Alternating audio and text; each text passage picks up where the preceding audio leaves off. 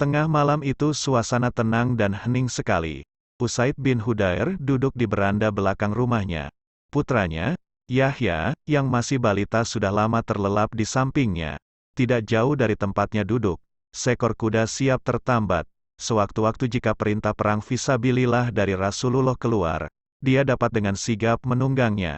Di keheningan malam itu, Usaid membaca Al-Quran dengan khusyuk dan penuh penghayatan. Ayat demi ayat dia lantunkan dengan suara merdu. Ia membaca surah Al-Baqarah ayat 1-4. Ketika melantunkan ayat-ayat suci tersebut, kudanya lari berputar-putar hampir memutuskan tali pengikatnya. Sampai di ujung ayat keempat Al-Baqarah tersebut, Usaid menghentikan bacaannya, ingin tahu apa yang terjadi pada kudanya. Usaid tidak melihat apapun. Bersamaan dengan berhentinya Usaid melantunkan ayat-ayat suci, kudanya kembali tenang.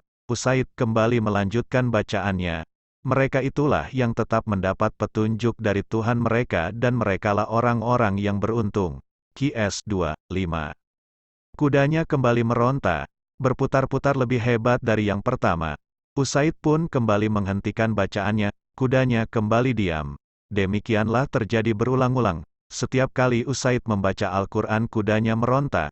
Setiap kali Usaid diam kudanya juga diam. Khawatir dengan keselamatan anaknya, Usaid membangunkan anaknya. Ketika itulah dia melihat ke langit, terlihat awan seperti payung yang mengagumkan, belum pernah dia lihat sebelumnya.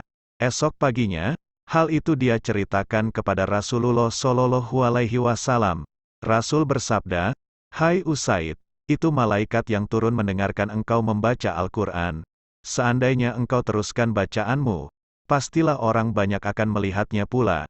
Pemandangan itu tidak akan tertutup bagi mereka." Usaid sangat mencintai Al-Quran. Bahkan sejak pertama kali mendengarkan ayat-ayat Al-Quran dilantunkan oleh Mus'ab bin Umair, dai muda yang dikirim Rasulullah SAW sebagai perintis dakwah di kota Yasrib. Saat itu, Mus'ab sedang menyampaikan Islam kepada orang-orang yang sudah masuk Islam. Tiba-tiba Usaid datang. Usaid berkata dengan nada menuding, "Apa maksud Tuan datang ke sini? Tuan hendak mempengaruhi rakyat kami yang bodoh-bodoh, pergilah Tuan sekarang. Jika Tuan masih ingin hidup dengan wajah tenang karena pantulan iman." Mus'ab menjawab, "Wahai pemimpin, silakan duduk bersama kami, mendengarkan apa yang kami bicarakan.